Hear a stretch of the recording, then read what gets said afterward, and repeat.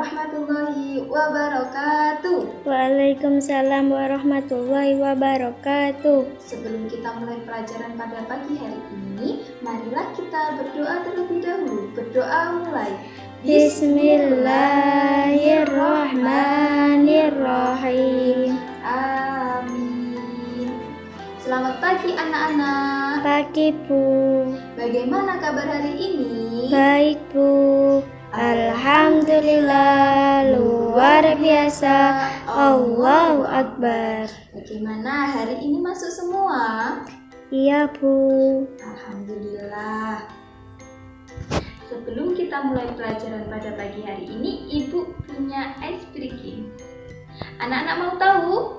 Mau Bu. Oke, kalau mau tahu ikutin Ibu dulu ya. Iya. Ibu dulu. Namanya tepuk ayam. Tepuk ayam. Itik-itik.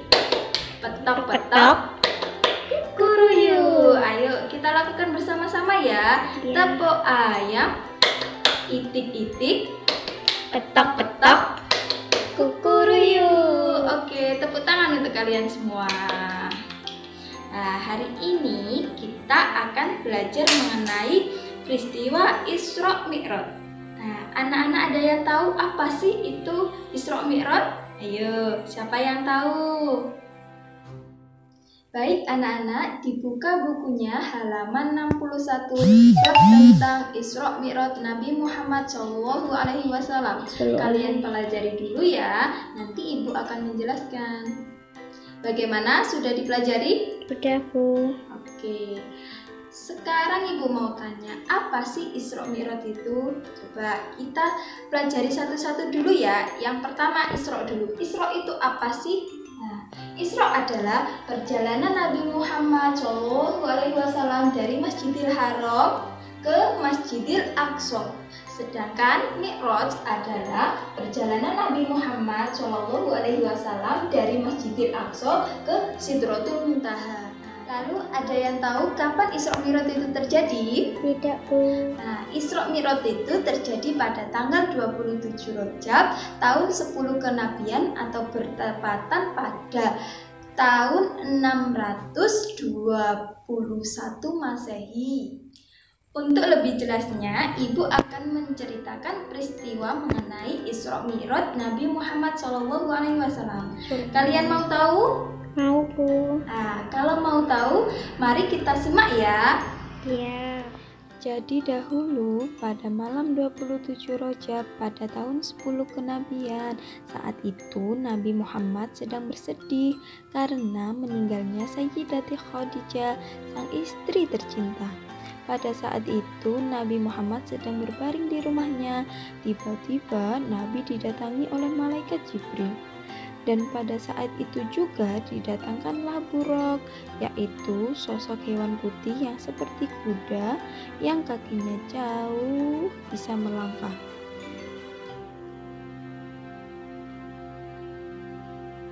Nabi pun diperintahkan untuk menaikinya bersama Jibril.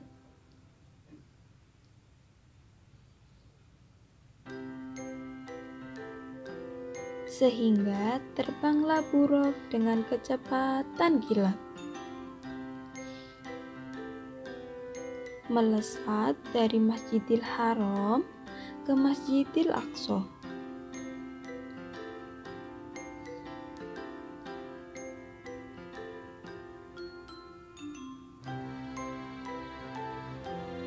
Sesampainya di sana, Nabi mengambil air wudhu dan melakukan sholat sunnah 2 rakaat.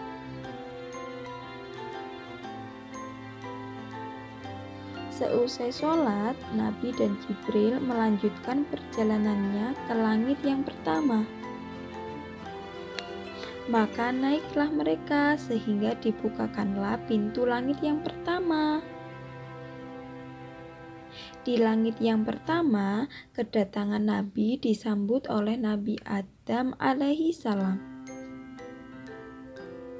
Beliau pun mendoakan kebaikan untuk Nabi Muhammad. Di langit yang kedua, Nabi Muhammad bertemu dengan Nabi Yahya alaihi salam dan Isa alaihi salam. Di langit yang ketiga, Nabi Muhammad bertemu dengan Nabi Yusuf alaihissalam. Di langit yang keempat, Nabi bertemu dengan Nabi Idris alaihissalam. Di langit yang kelima, Nabi bertemu dengan Nabi Harun alaihissalam. Di langit yang keenam, Nabi bertemu dengan Nabi Musa alaihissalam. Dan kemudian di langit yang ketujuh, Nabi bertemu dengan Nabi Ibrahim alaihissalam. Setelah melewati langit yang ketujuh, Nabi Muhammad diantarkan ke Sidratul Muntaha dan beliau diperintahkan juga kekuasaan Allah, yaitu surga yang sangat luar biasa indah sekali. Kemudian Nabi dipanggil untuk bertemu dengan Allah. Dalam pertemuan itu, Nabi melihat Allah seperti cahaya yang sangat terang sekali. Lalu Allah memerintahkan Nabi untuk mewajibkan sholat 50 waktu setiap hari. Kemudian Nabi memohon kepada Allah agar diberikan keringanan, karena itu terlalu berat bagi umat Muhammad. Setelah permohonan yang panjang, akhirnya Allah mewajibkan sholat menjadi 5 waktu dalam sehari semalam, yaitu subuh, zuhur, asar, maghrib, dan isya. Pada akhirnya, Nabi diantar pulang turun ke bumi dan kembali ke rumah dalam sekejap. Ya, itu tadi cerita dari Ibu mengenai perjalanan Isra Mi'raj Nabi Muhammad SAW yang hanya ditempuh dalam waktu 1 malam saja. Dari peristiwa tersebut, apa sih hikmah yang dapat kita ambil? Ada yang tahu? Tidak. Hikmah yang dapat kita ambil itu yakni yang pertama, membuktikan kekuasaan Allah yang Maha Esa. Hikmah yang kedua yakni kita wajib taat kepada Allah. Ketaatan itu dibuktikan melalui dengan ibadah. Ibadah yang paling utama itu apa sih? Sholat itu salah satu perintah dari Allah secara langsung kepada Nabi Muhammad. Oke. Untuk hikmah yang ketiga, kita harus mencintai dan bangga kepada baginda Nabi Muhammad SAW. Setelah itu, Ibu akan membagi kelas ini menjadi 2 kelompok. Tugasnya adalah, Ibu tadi kan sudah menceritakan ya mengenai Nabi Muhammad, perjalanan Nabi Muhammad sampai ke Sidratul Muntaha. Beliau melewati langit-langit sampai berapa banyak langitnya? 7. Di saat melintasi tiap langit, Nabi Muhammad kan bertemu nabi-nabi terdahulu. Tugas kalian adalah menyebutkan dengan siapa saja Nabi Muhammad bertemu dengan nabi terdahulu. Oke? Ya, ini tadi jawaban dari kalian. Mari kita koreksi bersama-sama ya. Nah, untuk kelompok 1 dan kelompok 2, di langit pertama Nabi Muhammad bertemu dengan Nabi siapa? Nabi Adam alaihissalam. Di langit kedua, Nabi Muhammad bertemu dengan Nabi Yahya alaihissalam dan Nabi Isa alaihissalam. Di langit ketiga, Nabi Muhammad bertemu dengan Nabi Yusuf alaihissalam. Di langit keempat, Nabi Muhammad bertemu dengan Nabi Idris alaihissalam. Di langit kelima, Nabi Muhammad bertemu dengan Nabi Harun alaihissalam. Di langit keenam, Nabi Muhammad bertemu dengan Nabi Musa. Dan di langit yang ketujuh, Nabi Muhammad bertemu dengan Nabi Ibrahim alaihissalam. Oke, sampai sini berarti sudah paham semua ya. Dari materi yang Ibu jelaskan tadi, ada yang ditanyakan? Tidak, Bu. Berarti sudah paham semua ya? Sudah, Bu. Isra adalah apa?